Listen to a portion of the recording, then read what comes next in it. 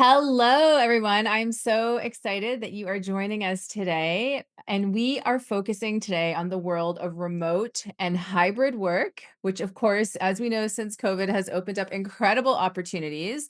But there are also some hurdles that come along with it. So, if you happen to be someone who has navigated over to working remote and you might be experiencing some of these hurdles, then this is definitely for you. I know for me, as someone who works online a lot now, I am so excited to talk to our guest today, Steven Puri, because Steven is recognized. There he is. Hey, Steven. Steven is Steven has recognized this dynamic shift when it comes to um, online learn. I'm going to start over there. I'm going to edit that out. Hold on. Recognize this. Oh, yes. Okay. Let me start over. Recognized this dynamic shift was happening with a lot of people, and Mhm. driven by a desire to help them, he developed an innovative focus and productivity tool. And who Mhm. cannot use that in today's world of distraction? So, this isn't just about getting more done faster, it's about cultivating a genuinely healthier approach to Mhm. work, especially as we move into the future. And this whole concept of remote and hybrid work is not going anywhere. We like to call it, or Stephen likes to call it, work fitness. So Stephen is the Mhm. founder of the Sukha Company. If you want to look that up, it's Sukha. Of course, we are going to link that in the show notes.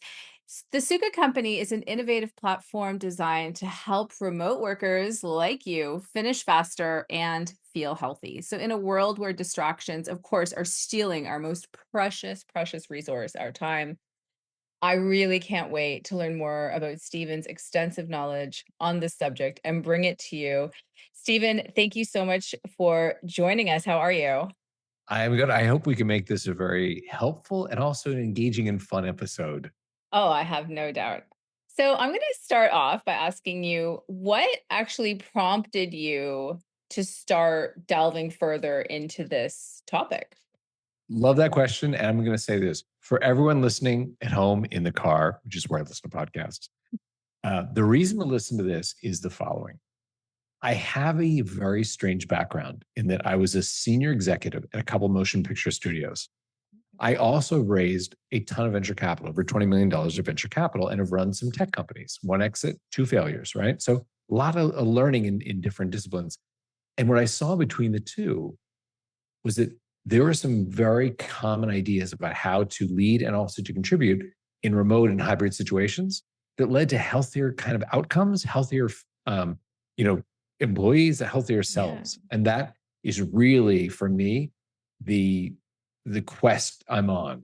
When you talked about I'm building this platform, the platform is a manifestation of a lot of things that I've learned. And I hope by the end of this episode, whoever's here has picked up some concrete, like actionable stuff. Like, oh, here's something I could do that'll either make me feel happier, healthier, more productive in my life. And they'll remember it because we'll have a fun story to illustrate. Like, here's kind of how I saw this in real life. And some of the film stories are kind of fun. So Yeah. let's dive in. Amazing. Okay. So tell us a little bit more about the Sukha platform itself. Sure. I'll tell you, a lot of what I developed comes from pain. And by that, I say, when you are developing a story, like for film or a book, very often you have a hero or heroine. Mhm.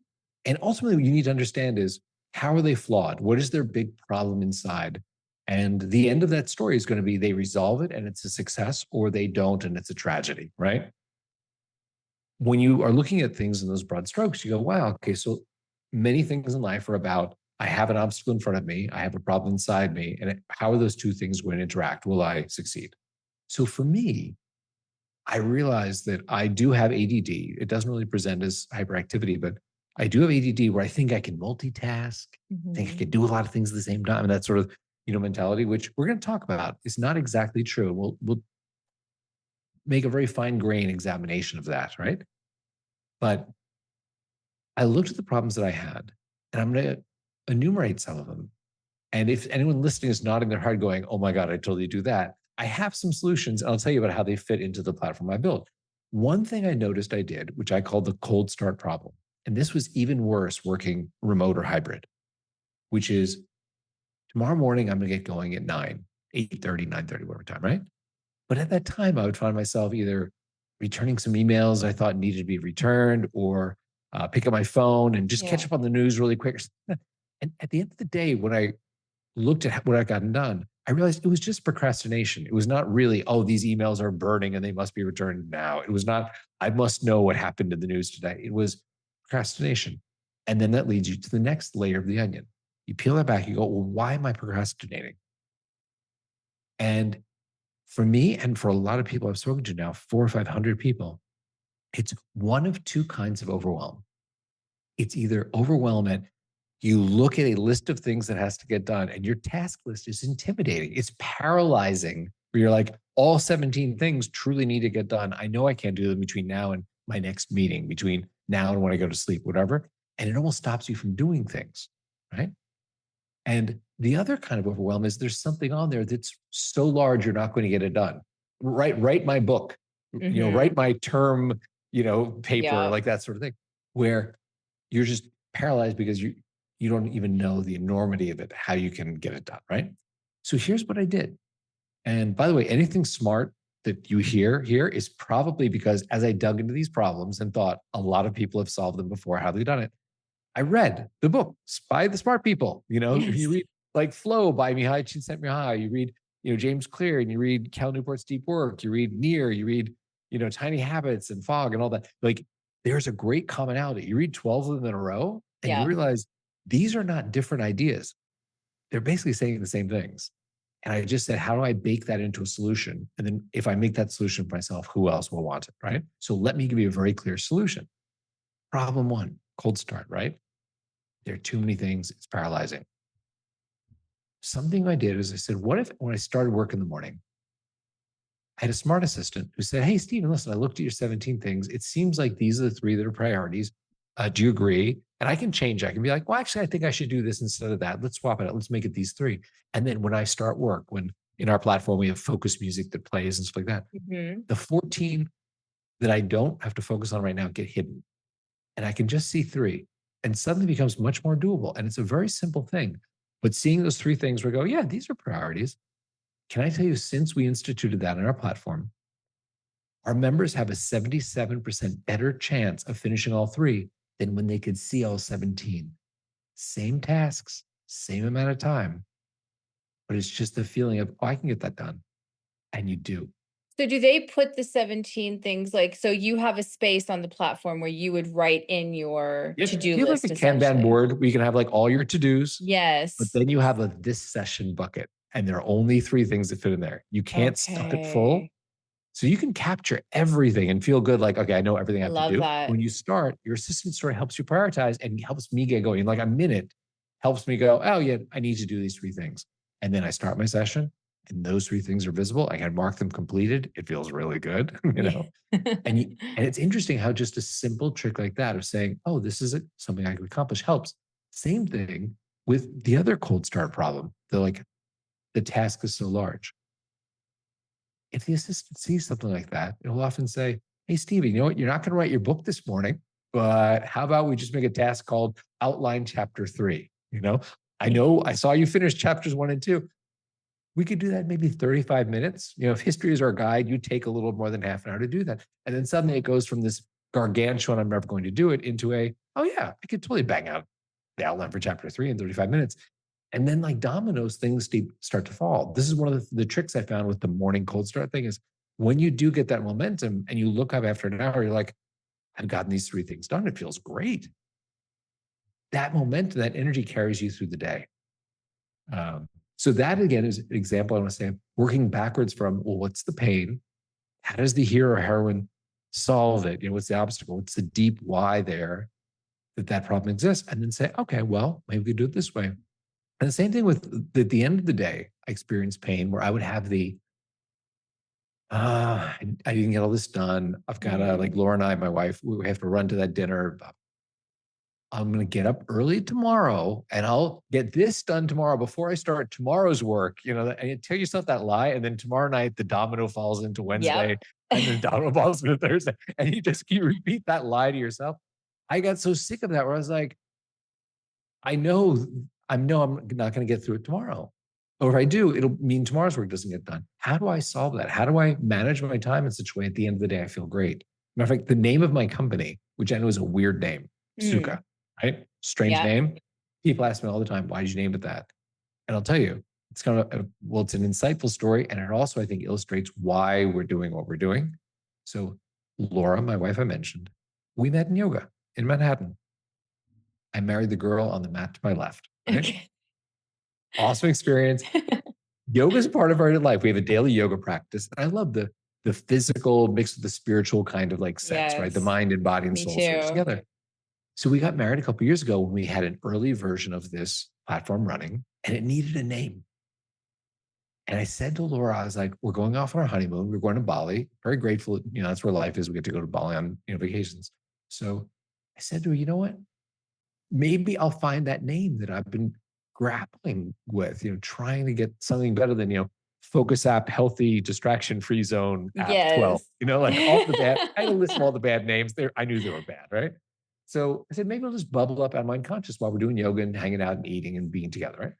Laura's like, cool. I was like, I think on the first day, something really helpful is maybe if I speak to a couple of the people I see using it a lot and ask them, what do they love about it? Maybe they'll name something that'll be like the seed that goes in my imagination. I posted our little group chat. I was like, who has 15, 10, 15 minutes to chat?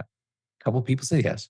Talk to them, ask the usual questions. What's your favorite feature? Do you love the smart assistant that sets your day up? Do you love the timers? We do Pomodoro timers. Do you like the music? Do you like those? Right?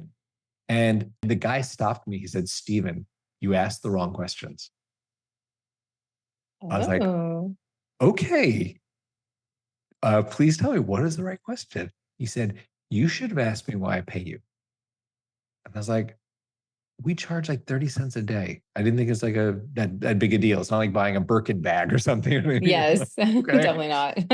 So I was like, okay, fair enough. Like, why do you pay me? This is what he said.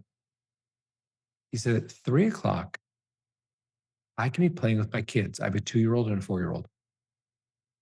Or at 6 o'clock, I could be down on myself and tell myself, where did the day go? And, am I going to get up early tomorrow and try and finish the stuff I need to finish? Or will I do it after dinner? He's like, I found that the difference between those 2 days is, did I open your app in the morning? So I pay you because my kids are not going to be 2 and 4 forever. And I was like, thank Yep. you, sir. In yoga, we hear all these Sanskrit concepts like karma and Yes. dharma and satya. She's like, he described you as sukha. It's the happiness you feel when you're self-fulfilled, when you're doing something with ease and you're good at it. You're in your lane doing the thing and you just feel healthy and good. And she said, there's your answer. And from bed that night in Bali, I went on my little phone to see if the website was available, the Sukha Company, the happiness Yes. company. It was. I bought it, named the Nice. company right there, which interestingly enough is related to what Mihai Csikszentmihalyi writes about in Flow, the book that named flow states. What is amazing, and a lot of what I'm going to say right now, the next 2 minutes, are from Flow, right? His Okay. book. And what he observed to be very reductive is he said, high performers seem to describe this concentrated state in very similar ways, whether they are an athlete, whether they are an artist, whether they are, executive. Why is that? What is this thing that some people can get their brains to do?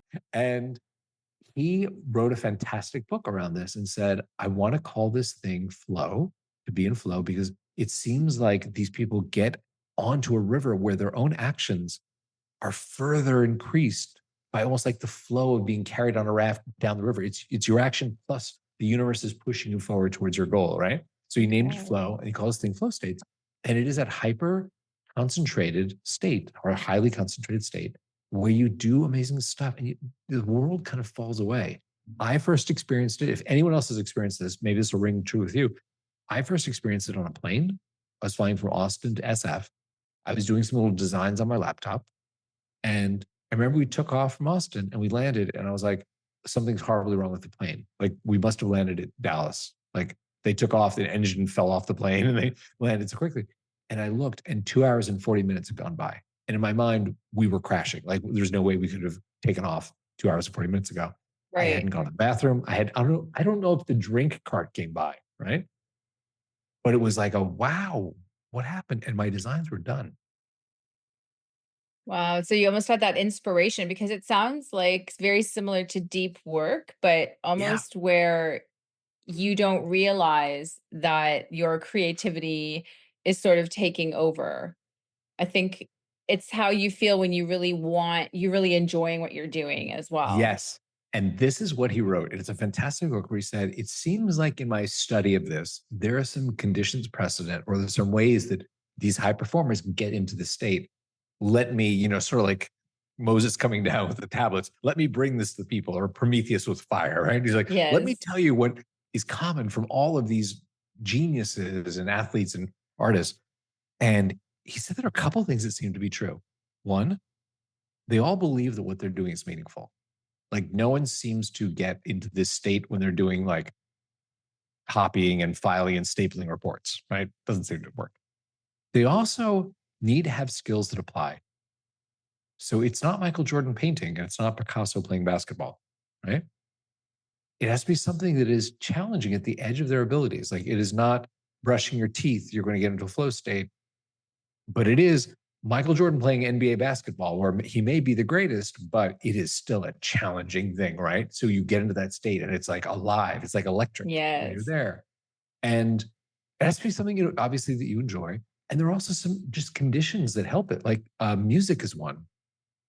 There's now been a lot of research post 𝐕𝐈𝐍's book on, wow, it seems like our brains respond really well to about 60 to 90 beats per minute, certain key signatures, ambient, non-vocal music that helps you just block out distractions. And I know we all have that one friend that listens to like 90s gangster rap when they're doing their thing, or death Yeah. metal. Like we all have the exception to the rule. We all know them. But in terms of the research, there's a lot of that, including sometimes with binaural beats, which is a little more heavily debated, which is, for those who don't know, binaural beats where you have in each channel, like your left and right ear, you have to do it with Yes. headphones. You have slightly offset sounds. And they say that different offsets, like 36 to 40 hertz, sometimes stimulates the brain in a more creative way, like with gamma sort of, waves. You can experiment with this for yourself. We I'm just offer, thinking with teachers, like it would be yeah, something quite interesting to play in the classroom. yeah. But you Um, have to do it. You have to feed each ear a different sound for binaural oh, I beats. see. I see. Yeah. Okay. Well, also, my other idea was like teenagers, right, who really struggle to Oh, yeah. prioritize, and it could be definitely something to consider, if you've got a teen at home, really Yes. showing them that, giving them these strategies on how to prioritize what they have to do and not get overwhelmed by it. Yes. And when you think about that, and the binaural beats is actually very popular with teens and younger people, because there's something cool about this notion of like, oh, I'm stimulating my brain because as I'm here working, it's trying to reconcile two sounds that are offset by like this many cycles per second, you know? And that's essentially what the concept is here, is by saying your left ear is 40 cycles per second ahead or behind of the other signal, that it makes your brain have to think. The same way, like when a train goes by, you have the Doppler effect of like your brain knows, oh, the whistle of the train is getting higher, it's approaching, it's getting lower, it's going away. Like that sort of thing where your brain recognizes the change in cycles and it processes it and goes, I know what to do with this. It's similar like binaural. So it's just something interesting to say, experiment with this. It might help. And it's definitely something I know that is popular with like the under 30 crowd of like, how do binaural beats make me magically more creative and stuff? Yes, definitely. I find that they're the best for focus as well. I There you also, go. and I was See checking that? them out on your app as well, and I really like them. It is super fun. They And are super fun. speaking where some people really love what we call soundscapes or naturescapes. We had someone request, hey, I actually loved working in coffee shops, but during the pandemic, can't go to coffee shop. So we found a recording of 2 hours of a coffee shop in Vienna, Austria. And we put it up as if it was a playlist of music, just 2 hours of hearing people serve coffee and the espresso machine and that sort of thing. It's an incredibly popular playlist. Who knew? I do have a question. What do you do if, what would your strategy be, like your personal strategy, and Mhm. even, using the app for people when you get into that moment that you do have to do things that you don't want to do, Mhm. and but you need to get them done, particularly, if you're in a position where you maybe not so keen on your job. Or just there's things Not around the that house that that ever you need to, happens. yeah, I know. Never. Or even there's things around the house you need to do or something like that. What are your strategies for, and because I have had a teacher ask me this before, like, how do you develop that self-discipline? How do you develop, what do you say to yourself to be like, I need to get this done? Okay. I'll give you, there is no magic bullet for that, but I'll give you some techniques that I've Okay. seen very popular with our membership, right? We are big fans of time boxing. And I'll tell you why. First, there is the magical thing of like, when you tell yourself, I have 45 minutes to do this, it's weird the way you get it done in 45 minutes. It doesn't sprawl, right? Yeah. So there's that aspect. Cal Newport has written about it, near everybody's written about this, right? There's something about that thing. So of course, in our platform, when you create a task, you have to declare how long it should take. And your smart assistant will let you know halfway through, like, hey, you're 30 minutes into your hour-long task. How are you doing? Are you on track? And you're just like, oh yeah, I'm about half done, or I needed to hurry up. And when you're like 5 minutes from being done, like, hey, you should start wrapping it up, right? So that time boxing thing has been very helpful for some people with that kind of onerous task that is, man, if I could just compartmentalize this and say, it's not going to take my entire afternoon to do this, I'm going to focus, rip the Band-Aid off, and get it done in 30 minutes by using this tool. That's something we've found people really appreciate, right? So time boxing is one. Another one, and this is a debated one, okay? Time boxing, universally, like everyone's like, check, do this, right? Now this next one, I'll tell you, people have religion on both sides. And I'll tell you where I stand at the end, which is, there's a great Mark Twain quote about eat the frog first thing in the morning, right? So find the most onerous, painful thing you have to do, get it done first thing in the morning. The logic being, when that's off your to-do list, the rest of your day seems easy and you're in a great mood because you're like, I did my TPS reports, whatever thing, like you were dreading to do, right? Brian Tracy, he wrote a whole book around that, like that whole exactly. Eat the frog. Yeah. Eat the frog. Yeah. Yep. So there is that school of thought. And I know we have a number of people in our community that swear by that. Now, I will tell you this. I experimented with that with myself.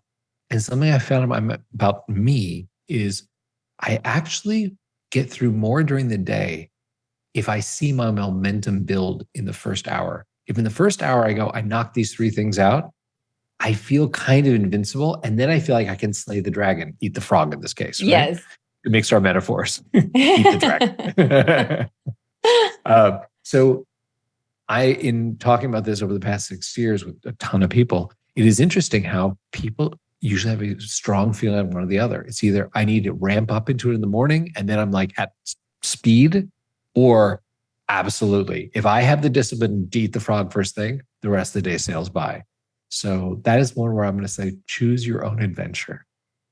That's good advice. I have done the eat the frog method before. And especially if it's something that is a little bit uncomfortable that you really have been putting off, you just really do feel so much better when you get it done. Totally right? true. Yep. And it's definitely, I can see why Brian Tracy wrote that book about it because it is really valuable technique. So that's, definitely good. I'm curious because I'm thinking in terms of like with teachers, and obviously if teachers or parents, I would definitely recommend looking at the platform for their children. But I know teachers themselves are very overwhelmed and there's a lot of, stress that they take home with them. I know you were telling me with your mom as well. So in a minute, I want to know how you're going to move this, like what's your thoughts for the future for the platform? But I'd love to know what techniques do you feel would best benefit teachers in order to I love you asking that. I'll tell you this. When I was producing with Alex Kurtzman and Bob Worsey at DreamWorks, we're amazing guys. They're the writers, for anyone who doesn't know, Transformers series, Mission Impossible they've written, Zorro, Eagle Eye, tons of Star Trek 11, a bunch of stuff, right? And, they're in the $1 million, $2 million writers club. They'd met back in college, back in like high school, college days, right? What was curious is when they had that, we've got to buckle down and do this thing, they had their assistant rent a room across the lot. We were at DreamWorks, which is on the Universal lot by Universal Studios. Across the street was the Universal Hilton. They had their assistant rent the hotel room there. I'm just going to say it is not a luxury property. It is like the place you stay in when your family comes in from Iowa and you are going to Universal Studios for the day. But I realized for them, it did the same thing, which is they had met back in those college days. And I think for them, it evoked a dorm, with Alex like sitting on the edge of the bed with his laptop and Bob at the little desk with his laptop. And it brought back that feeling of like, we're these young guys who are going to make great movies someday. And it brought them to their creative space. And they had trained their minds. So when it was like, guys, we got to write this the next 2 weeks, off to Universal. So I offer that because I know that, well, I can project, and my mom was a teacher, that there are different environments in which you can work. Right? There's obviously a classroom. There's often a home space. There's a third space sometimes. And something that you can become attuned to is when I need to do this kind of work, let me train my brain to say, oh, this is the space where I do it. And as you do that, you will enter that space and fall into your flow state faster because your brain goes, oh, I'm in the X space. This is where I do grading, or this is where I write creative plans, or whatever that thing is. And that I think can be very helpful. And again, you can do it for $0. It is simply observing and then being consistent. That's simple. It's true. Like making your space pleasant as well, right? Is to actually, because that's one thing you're in control of. If you like it cluttered, okay, have it cluttered. But if you like it organized, or you need something there, Very you true. need, I don't know, like incense burning or a candle or whatever, set it up. I have a candle on either side of this desk. It's so funny you say that.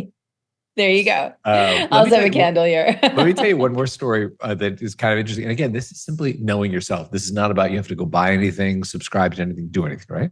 Which is when I was coming up in film, again, I was about 20 at the time, and I was working at an ad agency that did trailers for movies. So we get in films from the studios, write a trailer for them, and they'd use that to promote it, right? So my job was I would be receiving the films as they came in. We did a lot of Warner Brothers and Buena Vista, which is essentially Disney. I would find writer-directors in our stable. I go, hey, Marisa, we have this Julia Roberts romantic comedy for spring. Could you work on this, right? That was my job. Run by these two guys who are in the business 20 plus years, very respected in Hollywood. It's some of the best promo guys in Hollywood, right? So one of them is named Jeff, and he always called me Stevie. He's the only person who's ever called me Stevie. I'm just going to tell you, that's the way his story goes. So he comes to my office, he goes, Stevie. I was like, yeah. He's like, Bart? And I was like, there's a guy in the vault who drives tapes around Hollywood named Bart. I met him in the elevator. Yeah. He goes, you ever give Bart a movie to write a trailer? And I was like, Bart, the guy who drives the tapes around Hollywood. No, I've never given actually a movie. It's because you write a trailer for Warner Brothers. No, he goes, I have an instinct about him. You should give him something. And of course, I'm like, Jeff, man, your name's on the door. You have this great reputation. Done. I'll find a movie. So I found this like Warner Brothers B title that had like a month deadline. So if he didn't deliver, we could give it to someone else, right? Do it. So I do this. 2 days later, Jeff comes to my office. Stevie, how's Bart doing? I was like, I gave him the movie 2 nights ago. I'm not going to stress him out and ask him how he's doing. Like, I'll ask him on Monday. Jeff's like, okay, that's good. That's good. Okay, so what else did you give him? Jeff, he's never in, I'm not going to give him 2 movies. He's in 1, right? And Jeff, and that, by the way, the lesson he taught me, I have seen proven true so many times. It's ridiculous.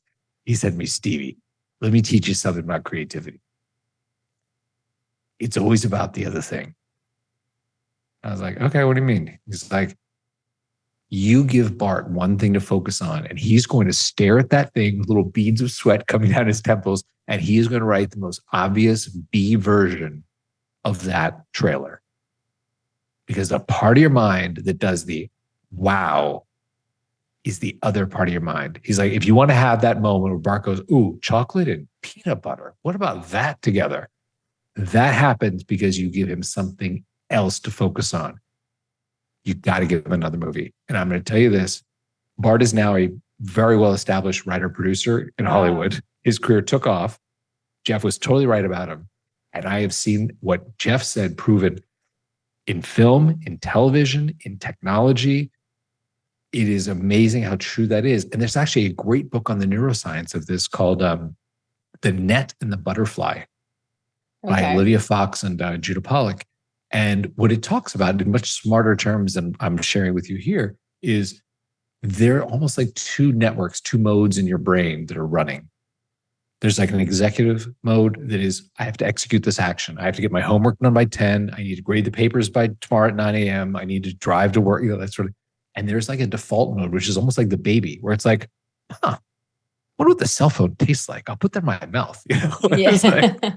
And the default mode doesn't get to do that. Ooh, what does a cell phone taste like? Kind of like bizarre stuff when the executive mode network is watching it.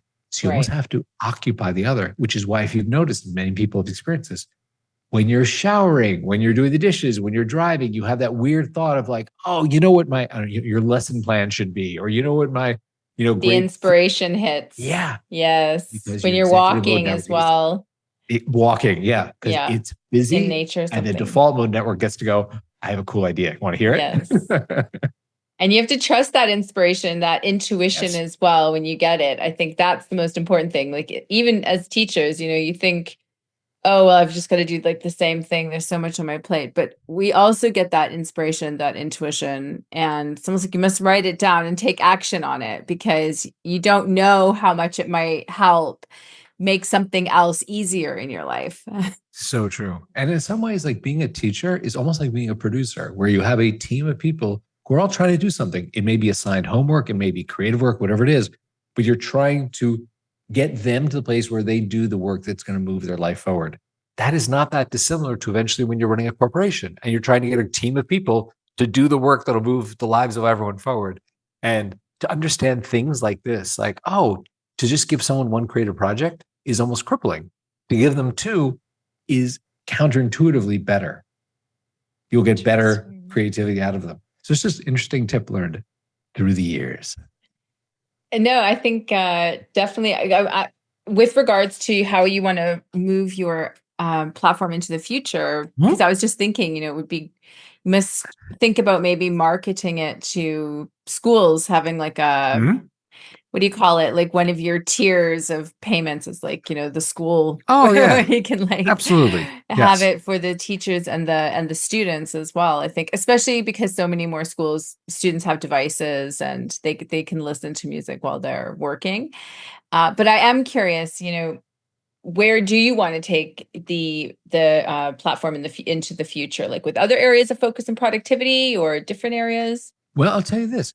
A number of friends were very early in the biohacking, biofeedback, biometric world of like the rings and the Oura ring and the Apple Watch and the, all of that. And to be very reductive, what I thought was interesting about that, because I don't actually wear an Oura ring, I don't have an Apple Watch, is the idea that, hey, you know what? It's true. If I measure something, then I can start improving it. And if that's the way in which you get that idea made manifest in your life, okay, well, that's a very good thing. So I'll tell you one thing that we're working on right now is as you work, there is in one corner of your screen a live productivity graph where you can see every 5-minute chunk of, suppose you have 2 hours that you're working, which is generally what we recommend is not more than 2 hours in a chunk. You can scroll your cursor over that graph and in 5-minute chunks, see what did I do then? Like, why did my score go up? Oh, you're super focused. You didn't open Facebook. You didn't, you didn't pick up your phone. You can, by the way, you can lock your phone if you want, because that's a big distraction for me. So we built that. Yeah. Or your score went down. What did I do?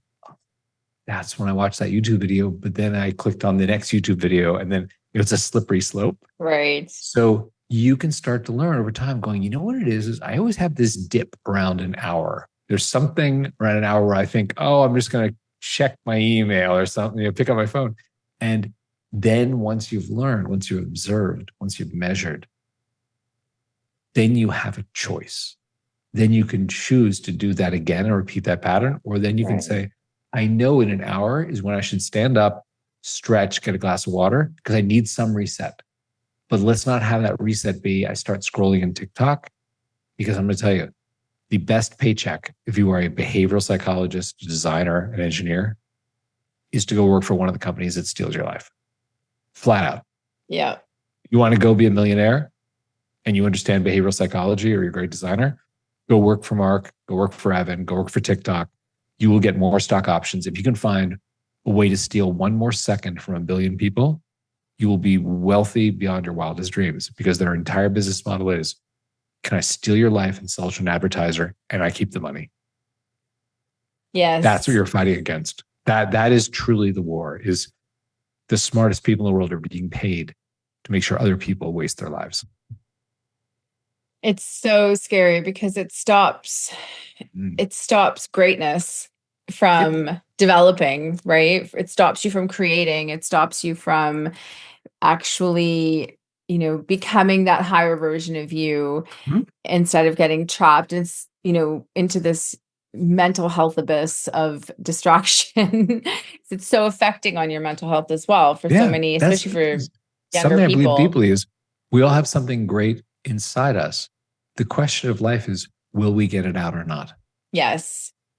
We are all creators. I think that is one of the greatest lies sometimes we're told, is that you're not a creator unless you are in the arts, or you're a designer, or you draw, or you act, or something, or you sing. Yeah. And in fact, everyone is a creator. Everyone has the ability to create something. And that's why listening to that intuition is also so important, because agreed, you can definitely make a difference, right? But are you going to choose to go on TikTok, or are you going to choose to take that 10 minutes and just make a couple of notes about where, some goals or something you would like to do? That was something my mom was more proud about when I was little. My mom died when I was little, so she's not here now. But I remember she talked about eventually she was a systems programmer at IBM, right? Which is a good job, paid well. It's how she met my dad. But the thing she was most proud of is she talked about when she was teaching math and science in the Bronx, high school level. And she'd had a knife pulled on her. This is, pre a lot of security cameras and safety nets. For sure. And she talked about the people whose lives she affected. And sometimes it was as simple as when they started showing themselves the respect of coming to class on time, when they started showing themselves the respect of having their homework done. And she would talk the beginning of the semester and the end about specific people she remembered 20 years later, and the effect of allowing them to see there was a path to having self-respect. She talked about more than any program she ever worked on at IBM. Wow. I think that's really powerful. It is absolutely powerful, because once you can get to that point of self-respect, and I think self-love as well, you have to love yourself first. That it starts you on the path, right? To realizing that you deserve this. You deserve to, to get that reward of working hard and possibly creating something that can change people's lives, like the Sukha Company is doing and will continue to do. I have absolutely no doubt. So yeah, that's a fantastic way of putting it, like from what came about with your mom. I'm curious, are there any, I know we've mentioned a few books, which I definitely want to pop them into the show notes, but are there any books, since you're such a reader, any books you recommend for like personal or professional development for people?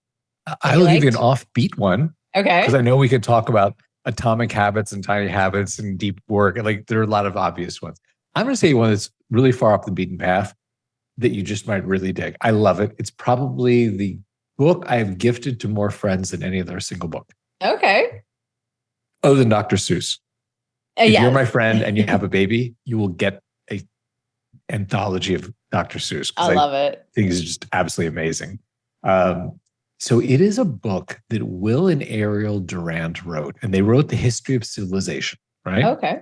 Spent most of their life studying the entirety of human history, wrote the 11 or 13 volume work, The History of Civilization, right? Wow. Amazing life's journey. Yeah. At the end of it, I think they were in their 70s. They wrote this very small book that was like the distillate of what did we learn? And it is not overridden. I'm telling you, you could read a single 3 or 4 page chapter in there and have an entire dinner party around the ideas in it, because it is so dense with like, when you've studied what we've studied, here are the patterns you see of humans. And it's called The Lessons of History. Fantastic book. And you can read it in chunks. Like each chapter is sort of a thought on like, how civilizations fall. What are the hallmarks? It's like, I remember this one line there where it said, civilizations in decline eat well. Yeah. And when you think about what is encoded in that, what they're trying to say, you're like, you're right. There is a thing when the not to be gender specific, but like the sons are not greater than the fathers. When you have that generational shift from the I must rise above. Like my father, I know, came from poverty that I will never understand. He worked very hard to make sure I had no reference point for how bad it was when he was little, right? In India. And now I live a life where, yes, I can go to Bali with my wife and on honeymoon, not where my parents went on their honeymoon, right? Yes. And you think about what is that thing that changes in a society. And this book is filled with those little observations where you're like, wow, that is true of the Romans. That's true of the Ottomans. That is true of, Germany in this era. And you just see how when you've studied civilization, the patterns are so evident. So I will recommend that book, although it's probably not an obvious one. I've never heard of it. So I am excited to check it out for sure. To finish up today, Steven, do you have a favorite quote by any chance? I love quotes. Oh my God. Yeah. And it's a very, well, I'll give you two quotes actually. One I was talking about just yesterday, and then one is on my fridge.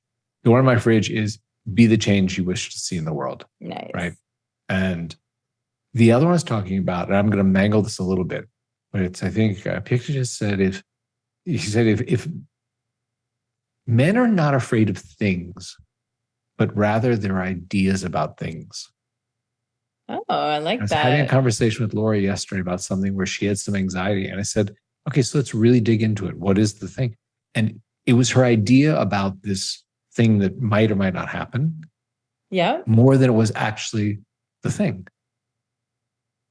And confronting things that way and saying, like, am I afraid of the thing? Or am I afraid of my ideas that I'm building this story up around the thing?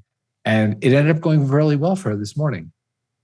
But man, to encapsulate that in such a pithy way, I wish I were concise. Anyone listening here is like, Steven, be more concise. I agree. I think fear holds us back from a lot of things. So analyzing like why you're thinking like that is always a good idea.